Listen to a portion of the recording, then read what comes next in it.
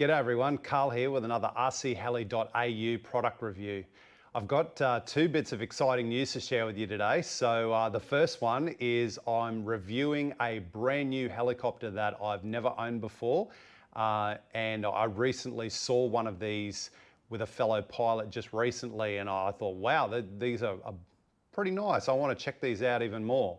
So as you can see, it's a helicopter made by Tron. It's a what they call the 7.0 Advanced. So it's their full-size, heavy helicopter that'll take your full 12S, your full 3D helicopter. So I'm really looking forward to doing a build on this one. The other one I looked at was the Tron Dynamic. So it's sort of like the lightweight 700 version of this. So it's also a really, really nice contender, and I'll have to do an interview with that owner another day and he can tell you all about it himself. Anyway, so we've got this airframe. We've also got the XNOVA 45-25-530 motor. I've always been a fan of the XNOVA Lightning motors. I've actually got one in another heli of mine, and they've been fantastic. They run cool, their performance is great, and their price point is spot on. The other thing that I've also got is a YGE 205 amp electronic speed controller. Once again, this is a product I've never owned before. I've had a couple of other different speed controllers in the past, but never a YGE, so I'm really keen to try it out. They do have a very good reputation. Something else new to me as well is the GDW HV servos. So I've got 4 full-size servos, your 3 Cyclics and your tail. So we'll be putting those on. They're quite a nice looking servo too, if I might add. And I'm going to finish it off with the Super X RC Pro Plus battery connectors as well. So I've got the 6mm ones, so they'll carry plenty of current, and they're a solderless connector as well. So you don't have to touch the soldering iron at all, just a couple of grub screws and everything locks in, but we'll go over that a bit later anyway. So, and yeah, the second bit of news that I have is another retailer in Australia, ZenRC. I gave Sean a call and I told him what I was doing with rcheli.au about how I'm on a mission to pick up the hobby in Australia and to share with everything that's going on in the hobby and whatnot. And Sean said, yeah, I really want to back you on that, Karl. I want to help you out and want to spread the good news. So anyway, Sean's helped me out with this kit. Give me a nice shirt to wear and a hat. So thanks a lot, Sean. Anyway, but without further ado, let's unbox all these goodies and let's see what we've got.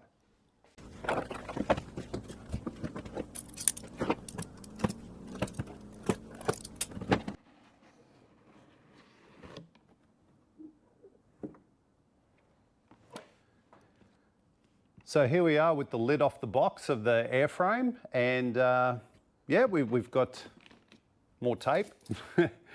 So let's cut this bit of tape here. We've got a couple of nice looking carbon fiber side frames. So we'll check those out later. And we also have what appears to be,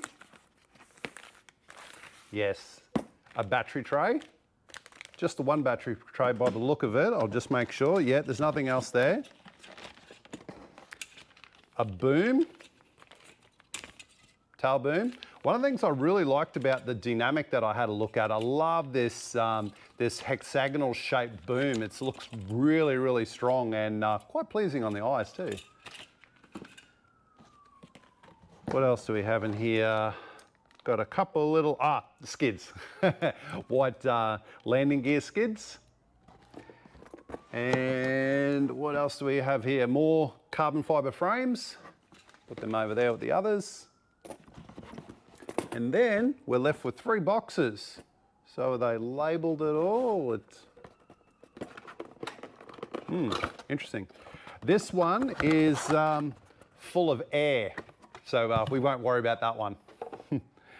So we have here 2 boxes, one fairly large one not so large. Anyway, let's cut this one open.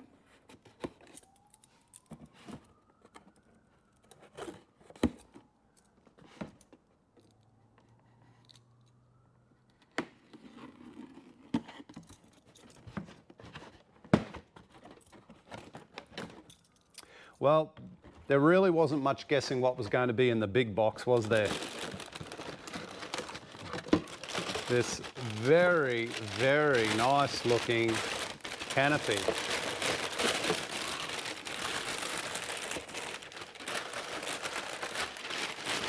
Wow, look at that.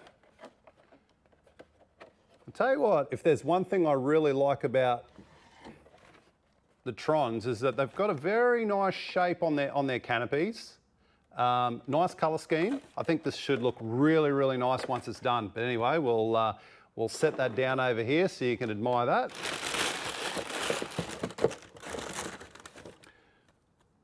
Oh, there's some other stickers in there as well.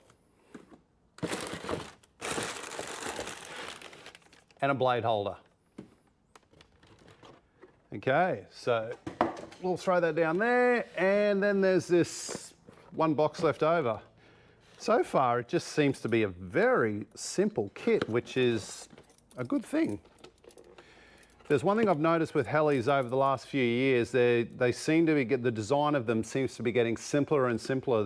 They've got a lower parts count, and they seem to go together a lot quicker and easier, making the builder experience a lot more enjoyable. Okay, oh, that is a big, let's get that out of the box so you can have a look. Okay, so this is our main gear.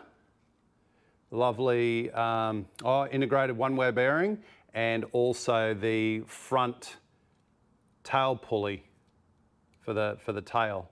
One-way bearings all in there, it's all assembled, all ready to go, and something that Tron is known for is the herringbone profile of the gears. Anyway, but very, very nice. I quite like. Feels solid, seems to be very, very well built. We have some nice battery straps for our battery tray, landing gear. They feel really, really nice. Then we've got a whole heap of other hardware, all bits and pieces. Wow, there's just a big bag of stuff. There's a Swash plate in there. Other bits and pieces. There's a tail fin. Definitely a tail fin there. And some other tail hardware. Here's a center support shaft for the main shaft. Other stuff to do with the main shaft by the look of it.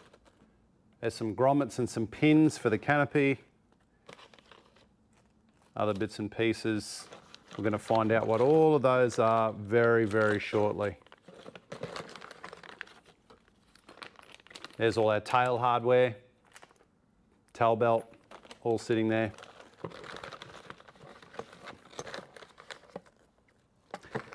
And just a whole heap of other stuff. So yeah, really not too much to tell from the unboxing experience.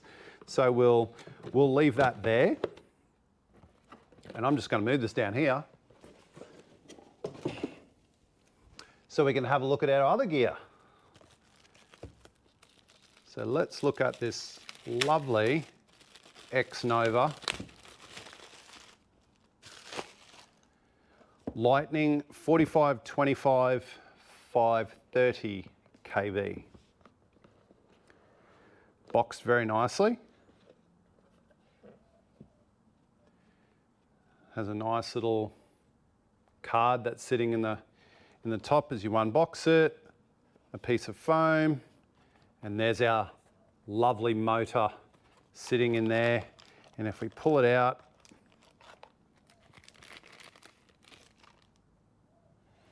got a bit of weight to it, as you would expect, but there it is.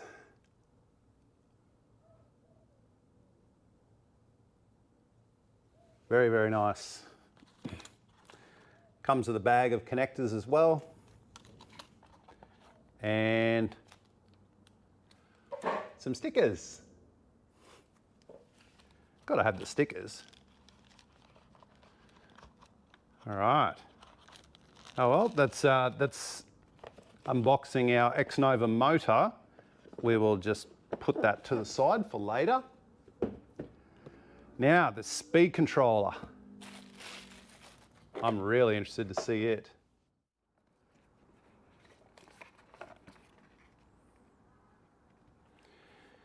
So this is what you get. So when you open the box, we can see our, there we go, now I can see it, ESC in there. We got some other, got a fan. Fan's nice. You don't see, there's a lot of ESCs that are being released these days and they don't have fans with them. But anyway, this is a fan that we can put on there. This ESC is probably way oversized for what I'm putting in this heli, but you know, if you go for a bigger size ESC, then you don't quite need the cooling capacity because it has this massive heat sink on there to disperse that heat. So that's something to always consider whenever you're speccing up a heli anyway. And then we have what appears to be quite ample cable lengths to run our signal wires and telemetry back to our flybarless controller. So there's a fan setting there for the plug for the fan. Not much else, everything else seems to be there. The other thing that I did buy with this ESC that because I don't have one of these is the programming cable. So it is a special cable that you need for the YGE controllers. But anyway, we'll see what that process is like later. But apart from that, an ESC, a fan, there is some instructions tucked away inside and a mandatory nice little sticker sheet to go in there as well. Anyway, we will put all those back and we will have a look at our nice little GDW servos. So they are all sealed. So we have to cut this nice little tamper-proof seal that they've got on here so we can open it.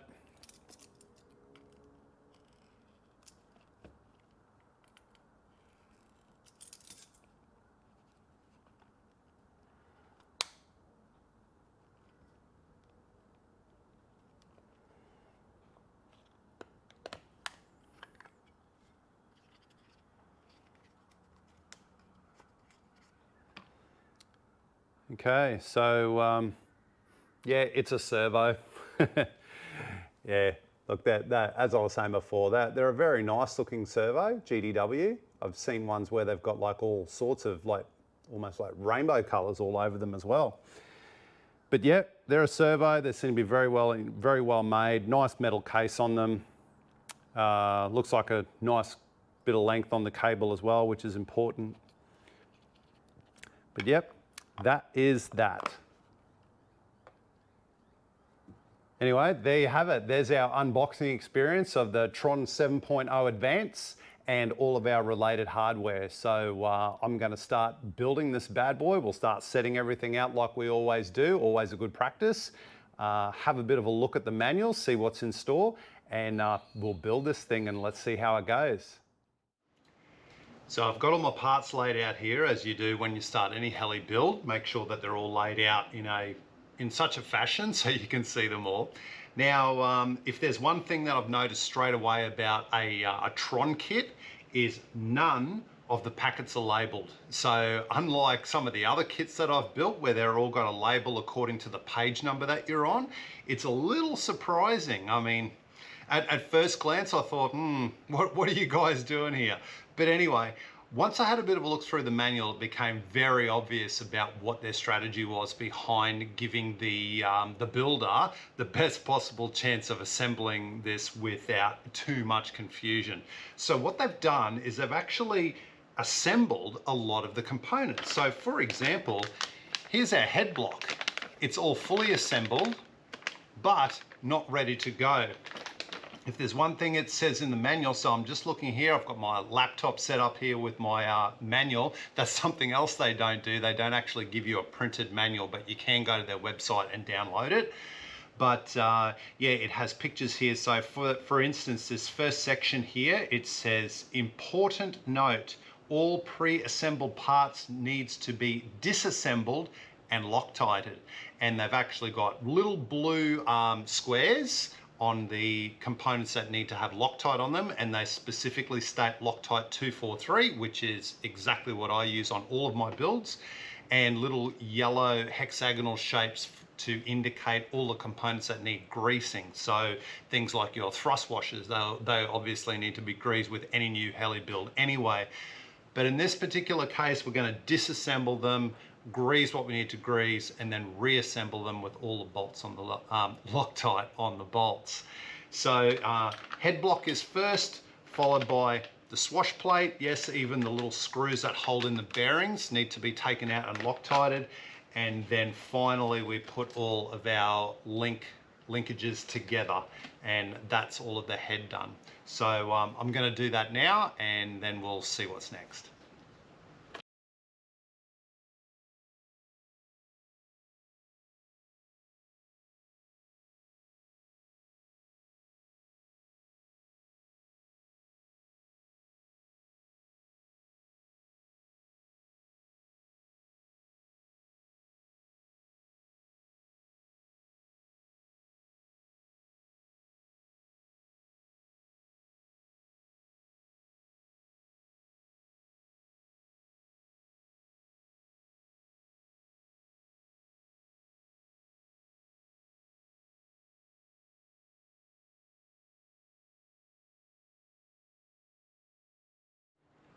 I've just finished greasing the thrust bearings in both of the blade grips, but one thing I wanted to show you, and something I'm quite impressed with, is how Tron have designed these little brackets that bolt on to the blade grip. So this is with the little ball on the end where our pitch links go onto.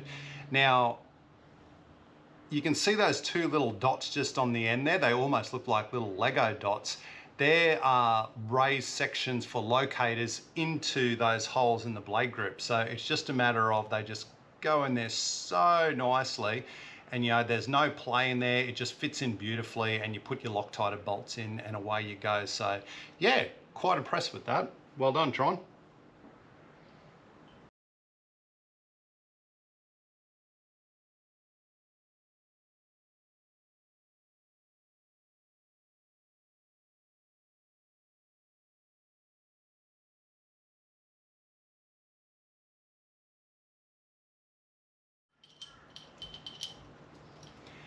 There's our head block, all assembled, all Loctited, all greased. Time to do our swash plate.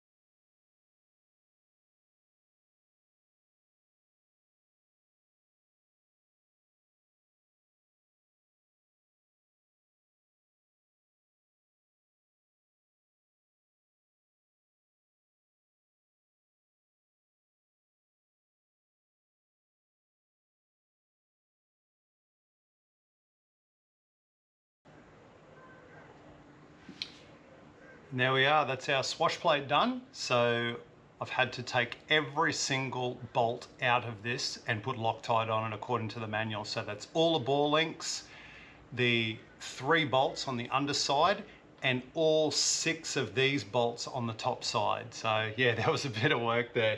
So anyway, but that's all done now. So the next step in the manual is to set up all of our linkages. So they appear to be all the same. Oh no, sorry, there's no, the links to the actual blade grips, they're slightly longer, and there's a little groove on one side of them, which according to the manual indicates it's a counterclockwise thread. So we need to go left on, lefty-loosey. It's not lefty-loosey, it's lefty-tighty. So turn it left to go down. Anyway, so the ones to the pitch links are 25 millimeters inside to inside. So I'm used to, on a lot of the other helicopters, you put your verniers on the most outer length. This one is to the inside. So if you can see that, the inside of where the thread actually goes into the ball link. So anyway, we're going to set those up, 25 mil on the pitch links, and then the links to the servos are 17.5 millimeters. So I'm going to get my trusty vernier calipers, and I'm going to take these out of the packet and measure them up. 25 mil and 17.5 for the servos.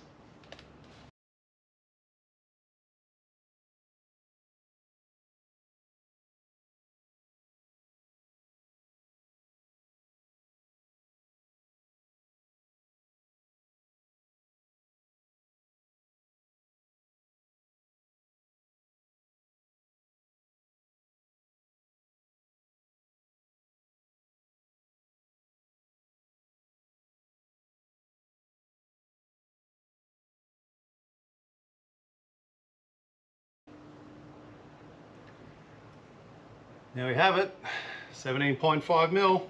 So we have our 3 links there. Now we need to put this onto the main shaft. So let's do that.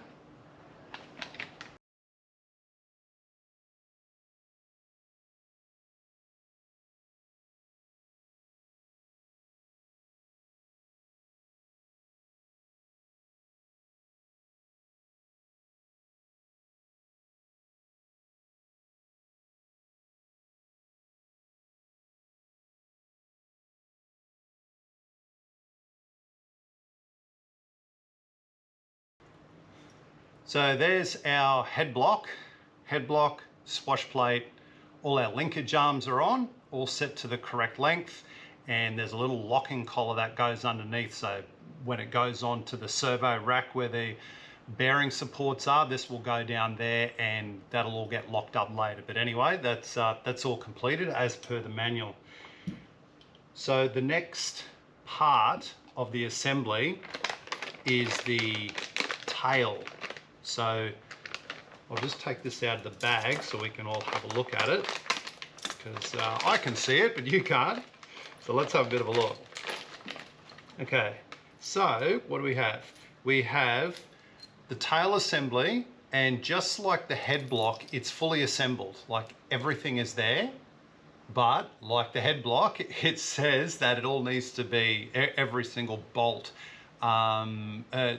anything that holds it together needs to be removed, Loctite put on it and put back in. So we'll have to take this cable tie off the tail belt. Nice long tail belt. And I'm going to start pulling all of this apart, and like the head block as well, the blade grips will need to come off and we'll need to grease the thrust bearings as well. So I'm going to start doing that now.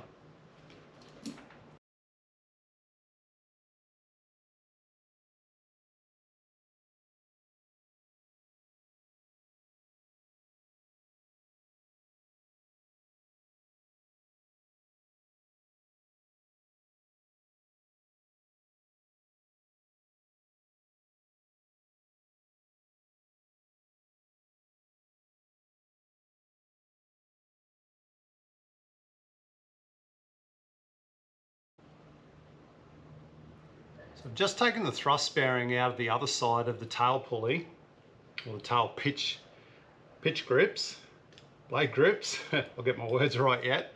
Now I just want to leave you a little tip here, something that I like to do. Sometimes getting these things back in can be a bit of a trick, especially if you're not, basically you'll try and put them in and they'll catch on the inside, and yeah, it's a real pain in the neck. What I do is I actually get a driver like that and throw it through one end, and then I just get the end there and put them over the top, and then it all lines up and goes in nicely into the blade grip like so. So we pull it out, everything's all lined up, and then I can just put it straight back. Whoop, don't forget those. We've got a bearing and a washer that's got to go in that side as well. And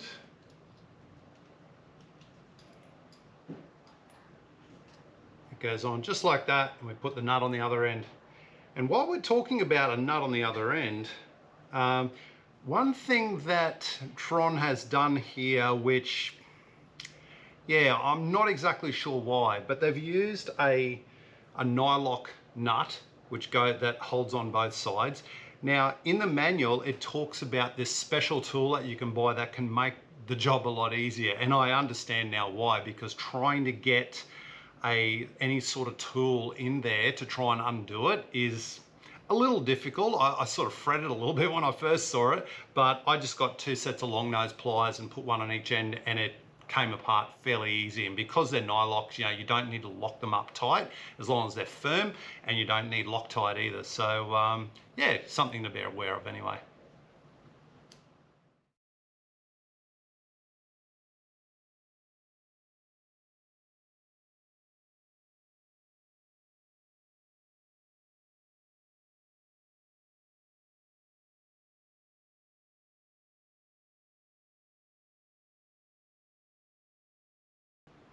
So that's it all back in place. I've still got a few other bolts and the balls to Loctite up yet. But putting those nylock nuts back on was definitely a lot trickier than taking them off in the first place. So my advice to you, if you intend on buying a Tron helicopter and you like it enough that you can see yourself using it a very, very long time, I've still yet to fly mine, so I'll see what I think. I will be definitely buying one of those tools. So I'll have a link in the description. So if you need to buy one, I recommend you do buy one. You will thank me later for it.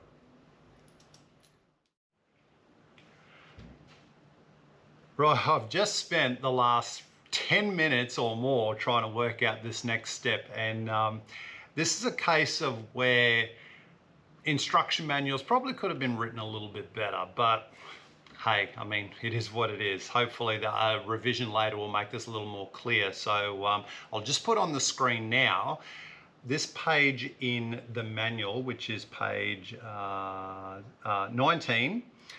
And it talks about, you can see there on the left where it's got 3.6, there's these nuts that go into that. It almost looks like a little block. Now, after looking at this and trying to work out what was going on for quite a while, you can see it says use the tail push rod temporarily, I think they're meant to be.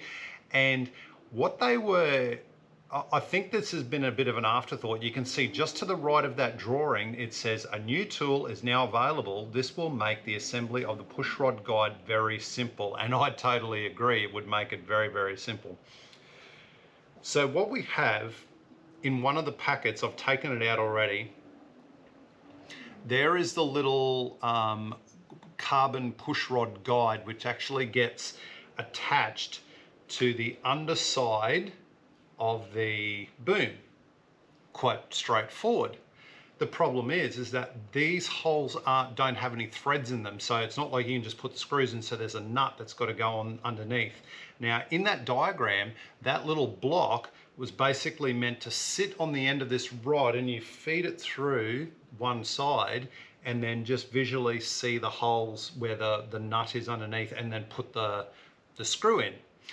But what they've done is they've got both pictures here. It can be a little confusing. I think they just need to get rid of that one on the left with that block, and they've got this new block, and you can see the profile of it. It's actually the same profile as the boom, and it's got 2 nuts offset to each other there, which just happens to be the same offset here.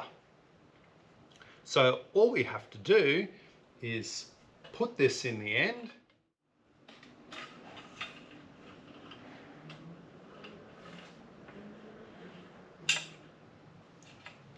Too much. Oh, yep, there we go. So now we'll put our bolt, and put it into this one here. And as I said, we'll just do it loose. And now what we should be able to do is push this in from the other side. And there we go. It's out that side, and notice one of our nuts is gone.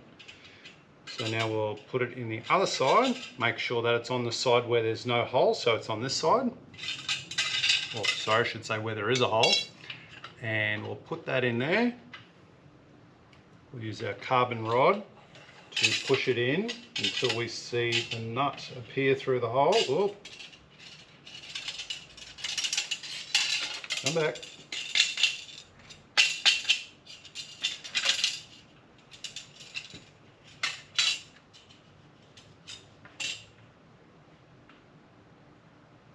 There we are. Put this across. Put that back in.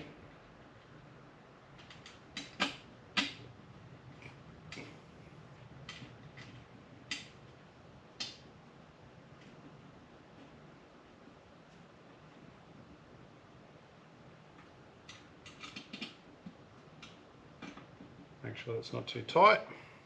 Back it off a little. And we'll push that back out.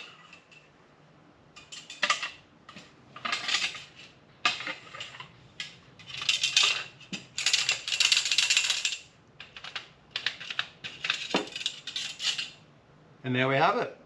That's how we do it. So yeah, Tron, you could really fix up your manual there. That's very, yeah, I had to really think about that one. Get a bit of a headache. Anyway, but I'm glad we got that done now. So I'm just going to do these up tight. And that's it. So now what I need to do is the carbon rod. So if we go down to page 20, it says, so here's our hardware that we need to put on the ends of the rod and our ball links. And it says we need a overall length to the inside of the ball link of 753 millimeters. And it says to use 2-part epoxy to glue them on. So I'm going to make sure it's the right length, put them on, glue them on, and let that set overnight. I'm going to do that now.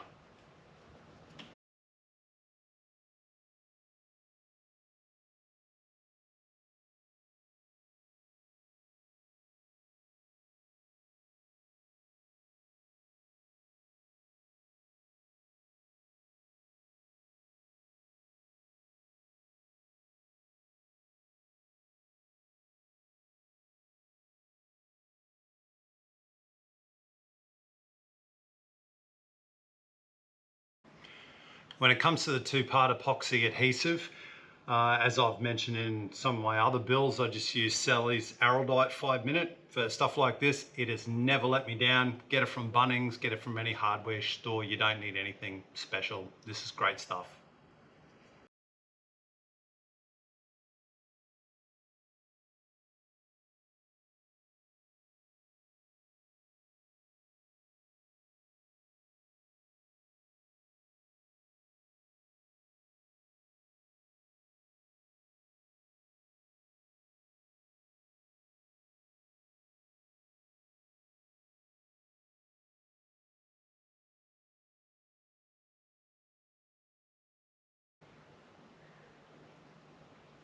And there it is, all glued up. We'll just leave that set. Yeah, in 5 minutes it'll be somewhat tacky and firm anyway, so it's not going to go anywhere.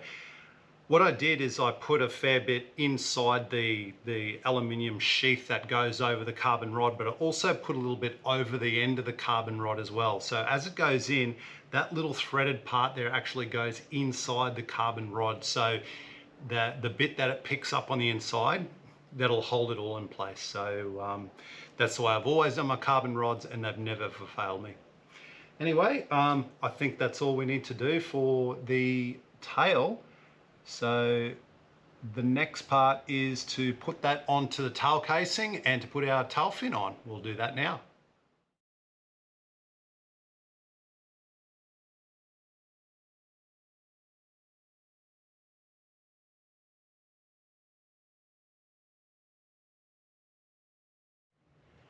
Something you might find useful with any build that you do in the future is something to pull the tail belt through the boom.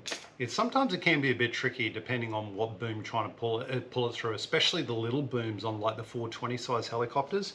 So what I've done is I have a bag of aluminium TIG wire. So if you go, I bought this from like a trade tool store, I think it was, or you can go to like BOC or anywhere that sells welding equipment anyway. This is where you'll get it from. I think it's about $20, $25 a packet for like a heap of them. They come in handy for all sorts of things, for drawing things through, and when you want to make up little shapes to hang things and whatever, they're really, really handy. I use them all the time.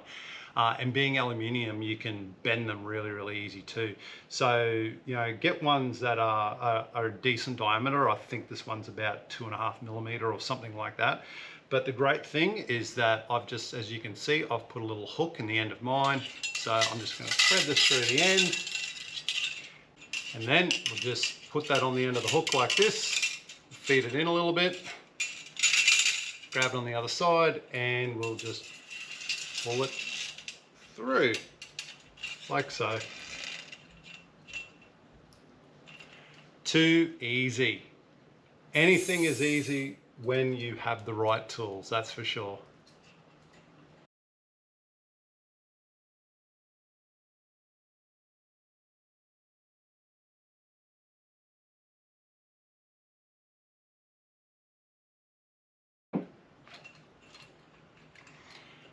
Well, that was fairly easy. Just all went in, all the bolts go in. One thing that I did find though is these bolts on this side for the tail fin are slightly longer on the other ones. If you got the longer ones and you're putting it in this side, they'll go in fine and then they'll start firming up when you've still got this much thread to go. So just be aware of that. So we've now up to the point where our carbon push rod is now all glued together, and I've actually installed it on the boom here. So that's pretty much complete now. So I've just gone through the manual and it's just gone through the sections about putting on the servo horns and center, and I'm not going to bother about that yet. I'm actually going to do that later. But I've got to the part where it talks about the battery tray. I just did that anyway. That was really boring. It was just basically bolting on this small little tab here with 2 little screws, and that was it. It's a nice alloy tray. I'm used to seeing them plastic, so this is a very, very nice aluminium tray. So we'll see how that slides in and out later on.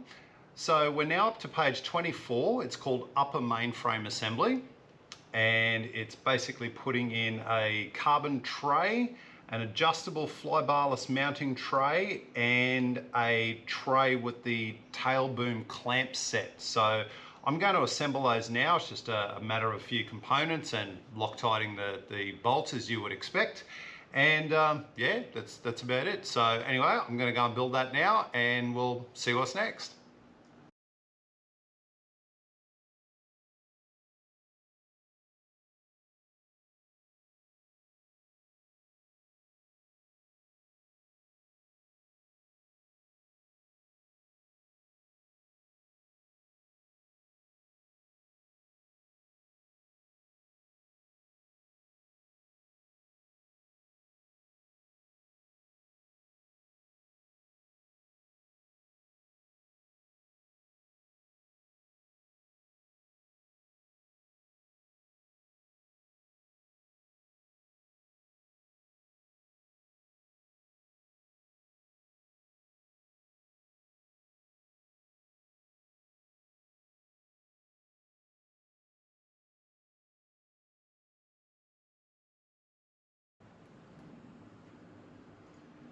This is the fly barless mount.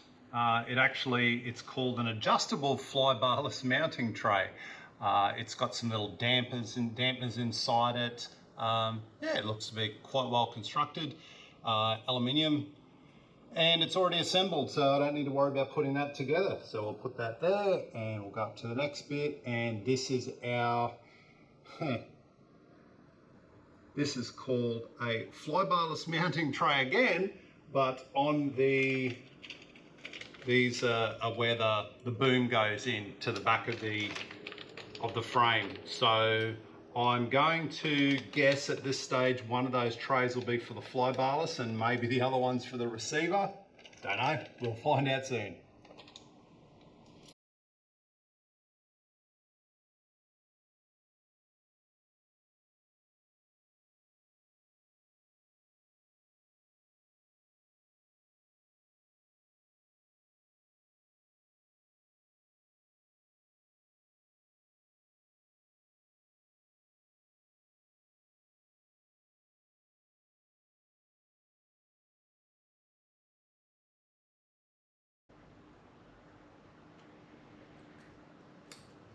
There's our boom brackets with this carbon fiber plate on the top. Now, you may have noticed there where I actually put it over the boom before I tightened these bolts up. It actually had a recommendation in there in the manual to do that, which makes sense because, you know, these holes, while they're very close fit, they're not perfect. You still can move these just a fraction until they're tight.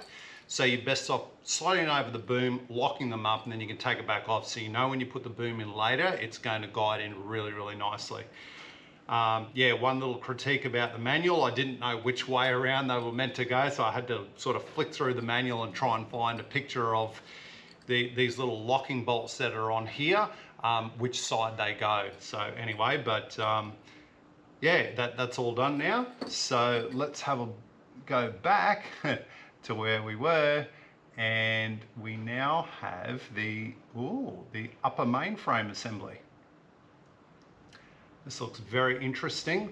They have these, a little term that I noticed that Tron uses to advertise the Advance, and they talk about these supersonic canopy mounts. So the name suggests they're very fast. So anyway, I'm going to put them together. There's a packet here with these. Yep, this definitely looks like them, and the frame's a little bit further on, so I'm going to work through and assemble those, and gee, we'll really get it to start looking like a heli very shortly. Anyway, let's get into it.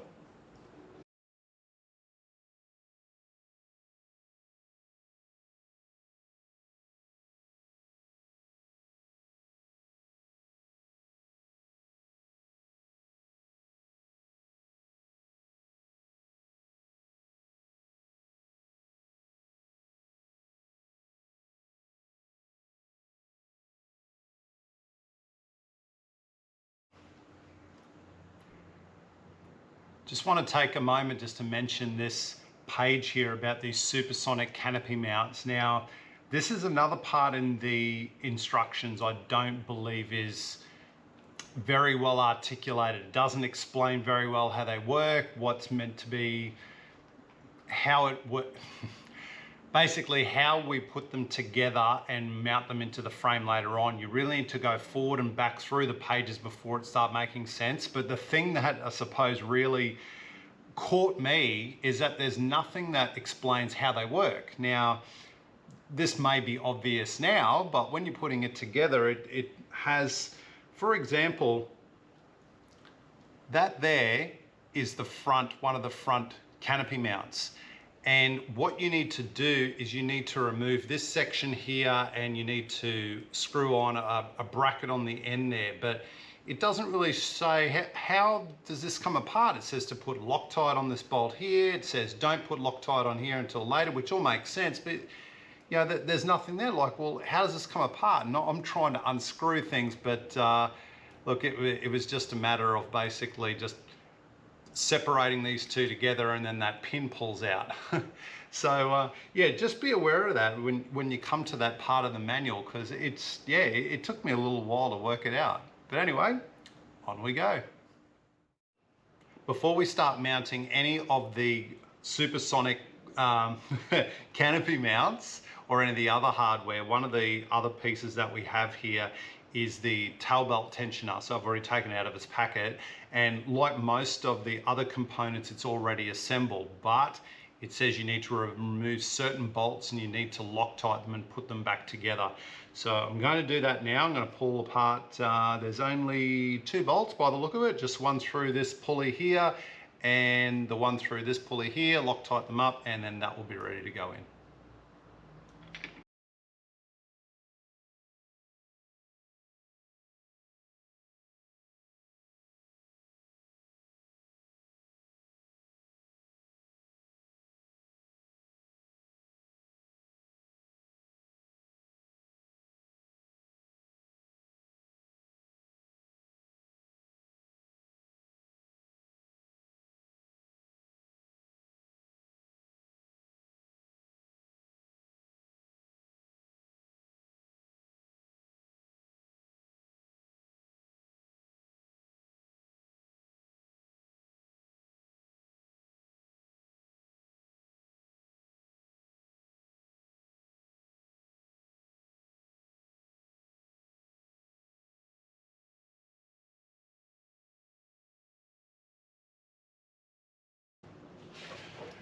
And there's our first carbon upper side frame.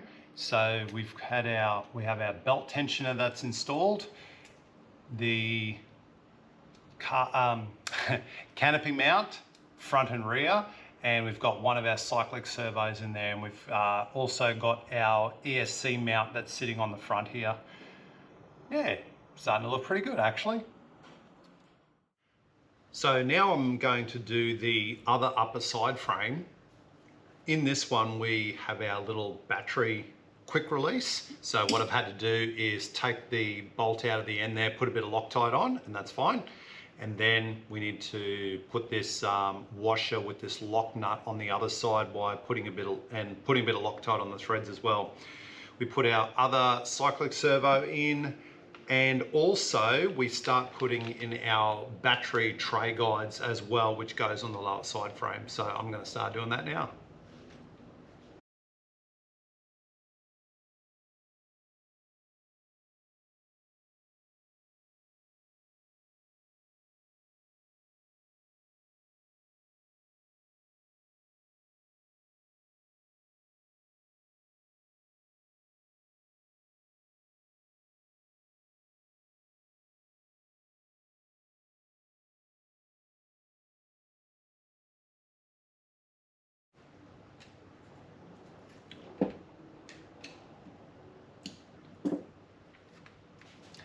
And there's our other carbon side frame. So we've got our battery release and our battery guide and our tail servo.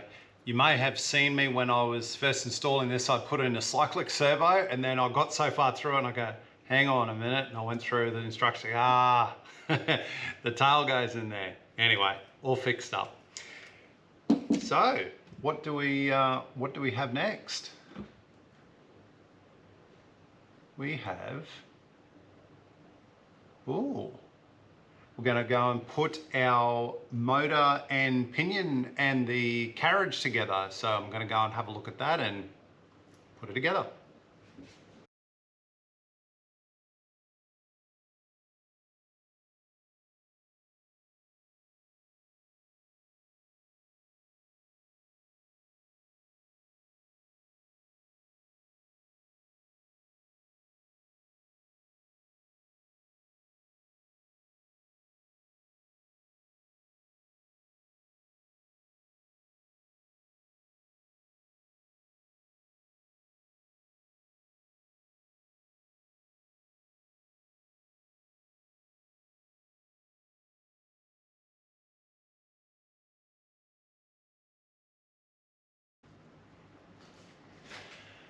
So there's our motor.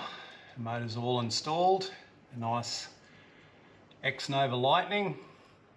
Now, one thing I wanted to point out, I had to go down further into the manual. It would have been nice if they put this into the step where you're actually mounting this, but to watch where your conductors are going to run. So you need to run them over the front, depending, it doesn't really matter what ESC you're running. They recommend to run them over the front and underneath.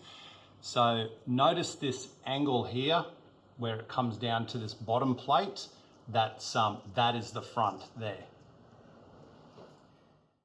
Now we've got the, what page are we on now? Page 29. Really starting to run out of parts here, so we're getting close to the end, which is really cool. So page 29 says servo frame and motor support. So we can see this, this little bearing tunnel that's sitting here and these frames which get bolted on either side, and you can see all of the points there where the other two cyclic servos will bolt onto.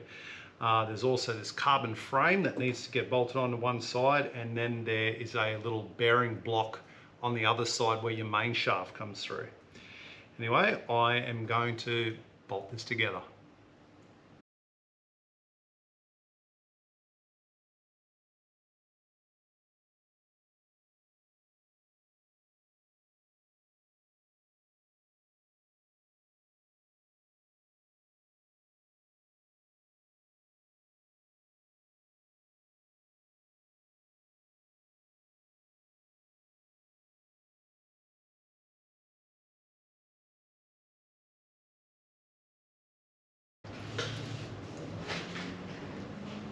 And there it is.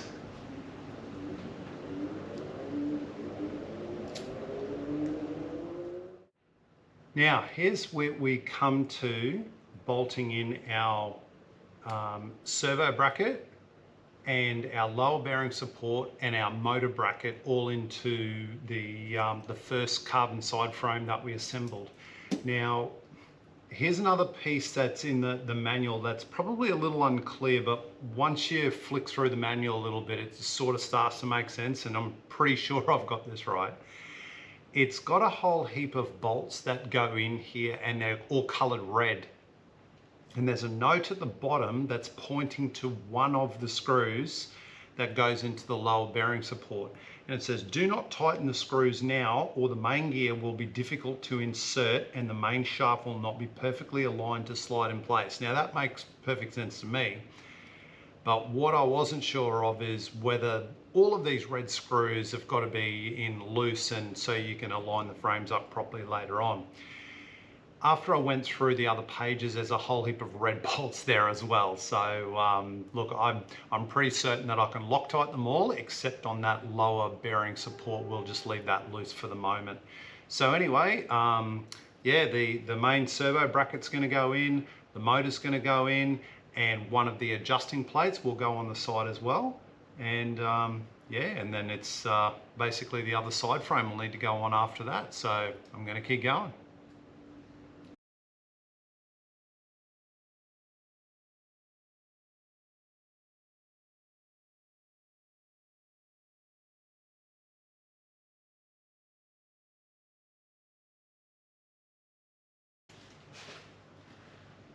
And there it is, there's our frame. Motor's all mounted on. All the other bits and pieces are in place. So the next page, it's where things are really starting to get interesting, and we're going to mount the other side frame with all of the other little spaces or standoffs, whatever you want to call them. They're all going to go in there as well. So I'm going to do that, and yeah, it's really starting to look like something substantial.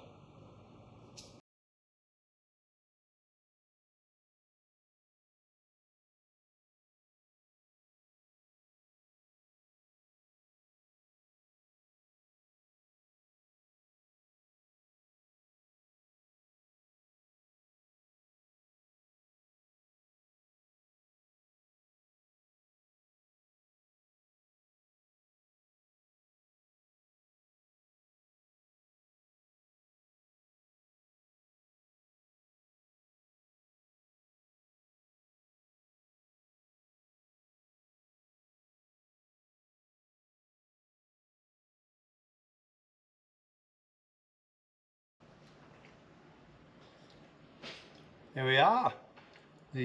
All the side frames are on, all the bolts and screws and the spacers, they're all in. Look at that. Looking really, really good.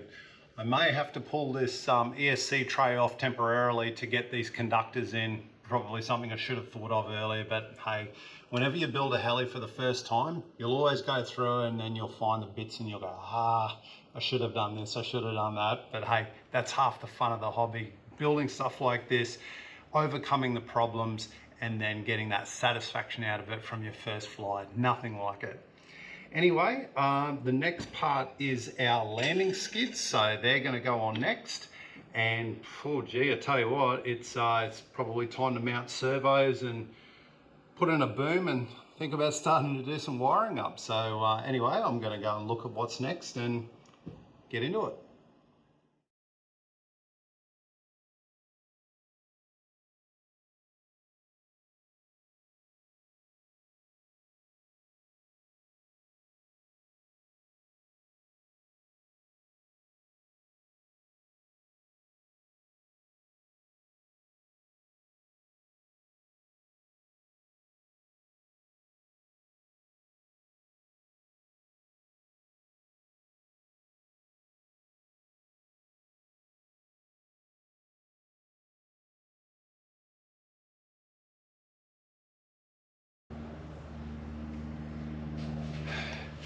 There we are. We've got skids on and put in the other Cyclic servos while I was at it as well. These Cyclics, they fit in really, really nicely, especially these two on the front. They've got these nice little cup washers on the front. They're not your standard ones that you normally see. They've got a nice dome shape to them. And I really like this black and red scheme on these GDW servos. They blend in really, really well with the carbon fiber frame. With the skids, they actually have holes inside the pipe. So when you put the grub screw in from the top, and no Loctite required because it's cutting into plastic, there's a hole in the pipe, so it actually locates in there really, really well and stops once it hits there. And these little plugs that go on the end, they have a taper on them. So when you put them in, you don't even really need super glue. Even though I started on it, I didn't do it on the other ones because the plugs have a taper. So you put them on and then you just give them a little tap with something soft and a soft face, and it basically squishes in there and it holds really, really well. So yeah, I quite like that design. But yeah, overall it's starting to look really good. So I'm going to now, I think it's time to put the boom on, so I'm going to do that now.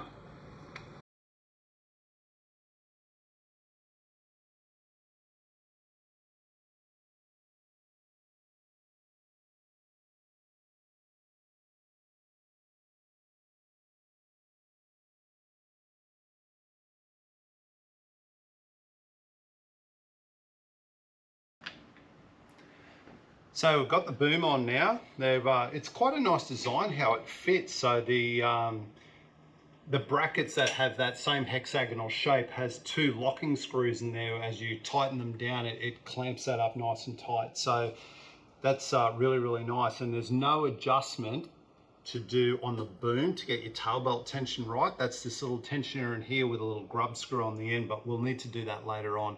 So what I need to do now is put the main gear in and the main shaft to put that all together. Now there's a couple of things that we need to look at to make sure that all goes in properly. And it's basically talking about how the herringbone profile of the gears meshes up with the motor pinion. So we need to make sure, I've never done one of these before, so I need to make sure I follow that very, very carefully to get it right. It's something that I don't want to muck up. Anyway, I'm going to do this and we'll talk about it when it's finished.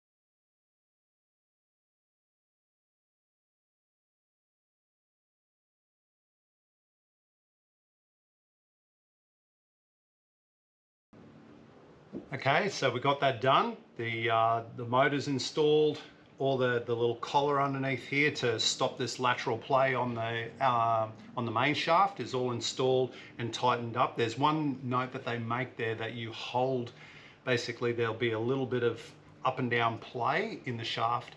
So when you go to tighten it, you actually put a little bit of up movement on that and then pull the collar down and then tighten it up to make sure that it can't move up and down at all.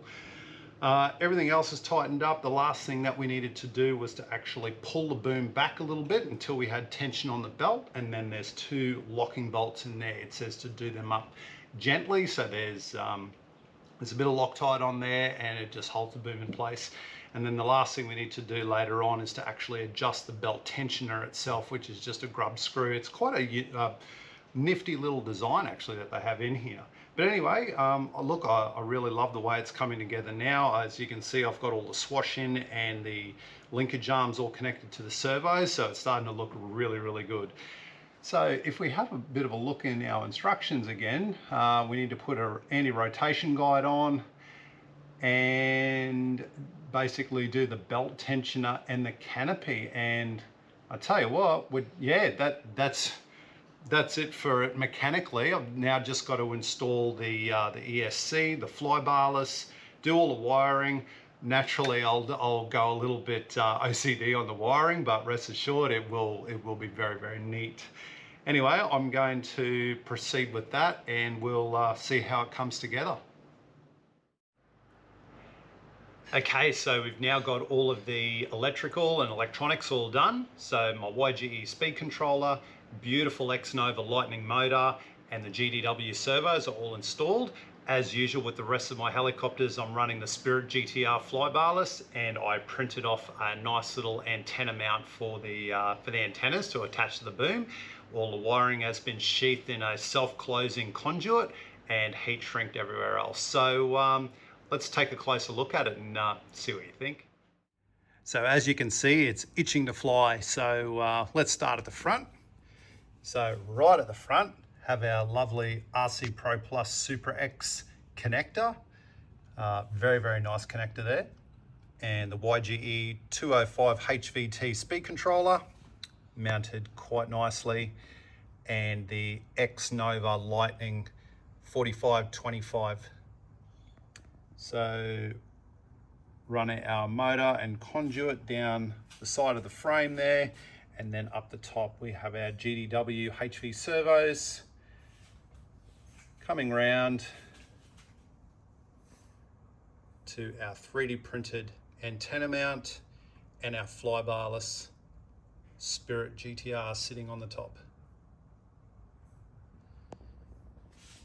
But overall, I really like the look of this package. Looks very, very nice, even before I get blades and a canopy on. So we're at the end of the build now, and it's time to put on the stickers. So I ran into a bit of a snag with this. I tried putting on the stickers, and I'm saying stickers because that's what is sort of alluded to in the manual, but there's nothing that actually covers it specifically. It doesn't say to put this one in this place or this one in that place. That wasn't my issue, because you know you can find pictures all over the internet that shows you where they go, and if you look at the airframe, it's pretty obvious where they should go.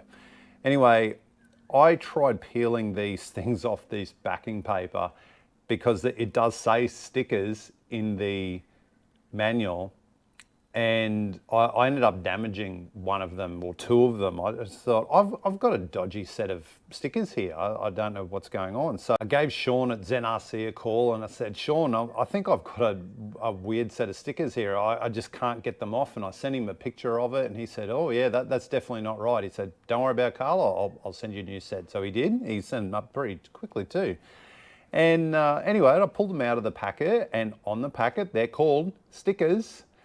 And I pulled them out and I looked at them. I said, these look exactly the same as last time. And yeah, I used this little seal pick, so it had a really, really fine point. I'm trying to peel it off and it started damaging it again. I'm like, oh, what is going on?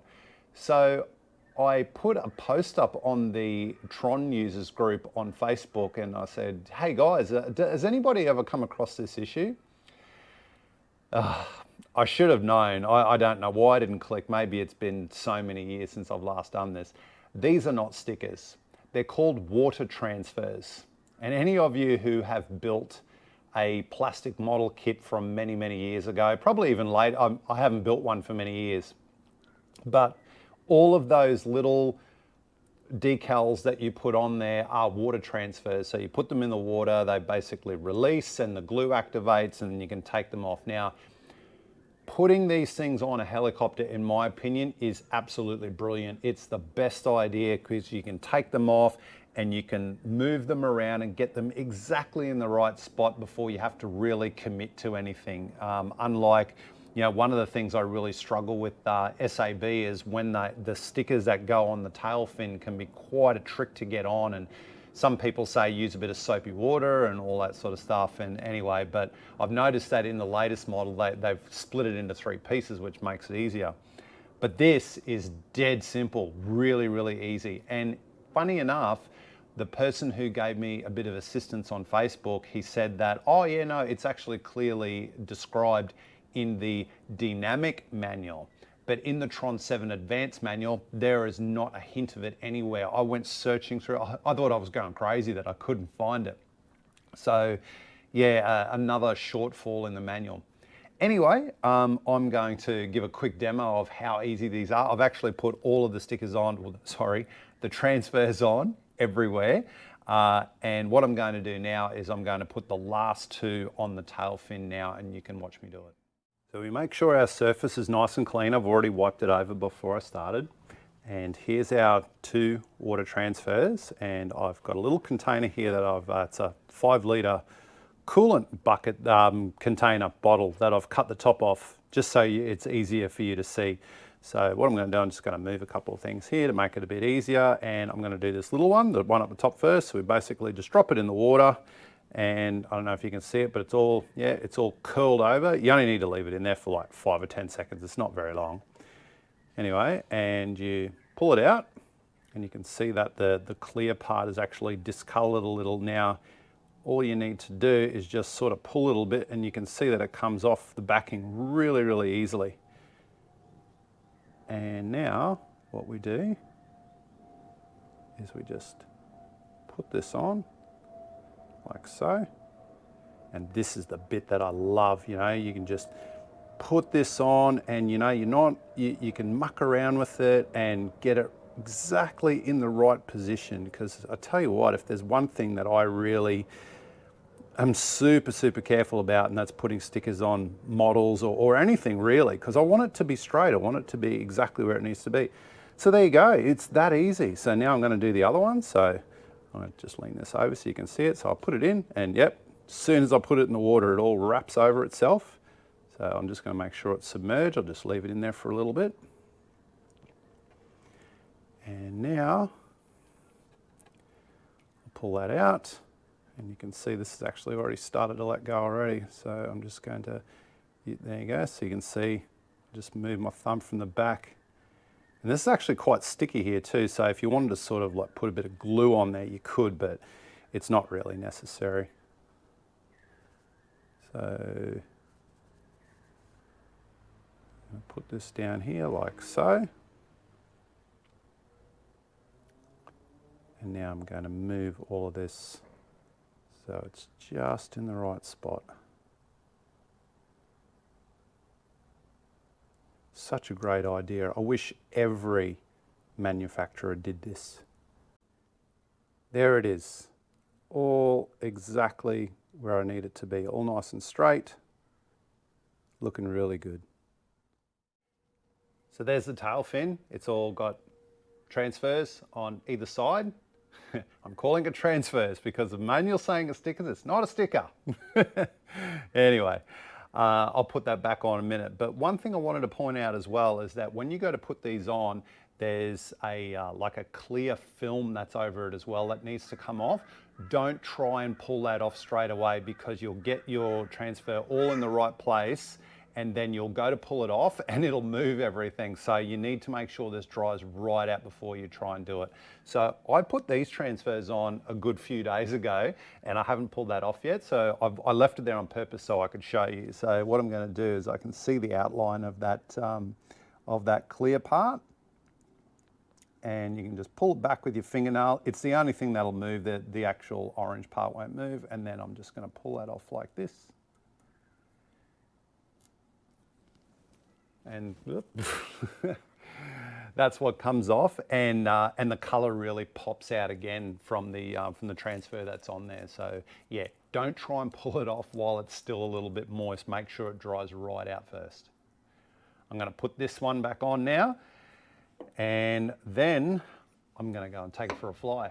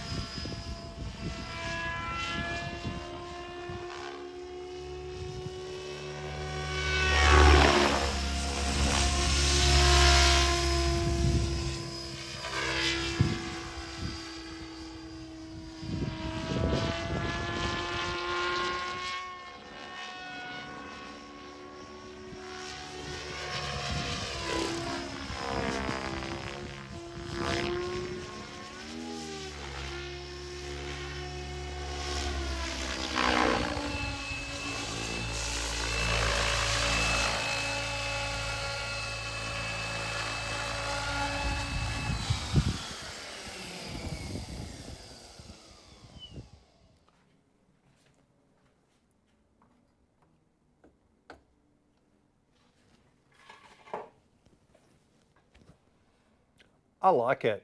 I really, really, really like this thing. Oh man, it is so rock solid in the air. It was, it is a real testament to a brand or even a model really, when you can do the most basic setup. Now I've shared this with you before. All of my helicopters, I have not done anything special with them. I've done a very, very stock standard, whatever I need to put into the fly barless to make it fly. I'm still nowhere near good enough to try and explore the advantages of fine-tuning the fly barless. Look, to be brutally honest, I'm just having too much fun flying. But this thing, I was just amazed by how rock solid it felt, how good it looks in the air, And you know, one of the things that I mentioned at the start, you know, this thing doesn't come with blades. A lot of kits, a lot of airframes do come with blades. This one doesn't come with blades. But these SAB S702 orange blades look so damn good on this thing, especially with this red canopy. You know, I actually did want to get the yellow mustardy colored one initially, but Sean didn't have any of those in stock. I'm so glad he didn't though. This color combo looks absolutely magic, especially with these GDW servos and the XNOVA lightning motor, and it just looks absolutely fantastic. So yeah, I just love the way this thing looks. It looks amazing. There's not a lot of Trons around out there either. So when you do see one, you're like, wow, what a cool looking heli. That's really, really nice. Look, the machined alloy parts that are in here, they look really, really trick.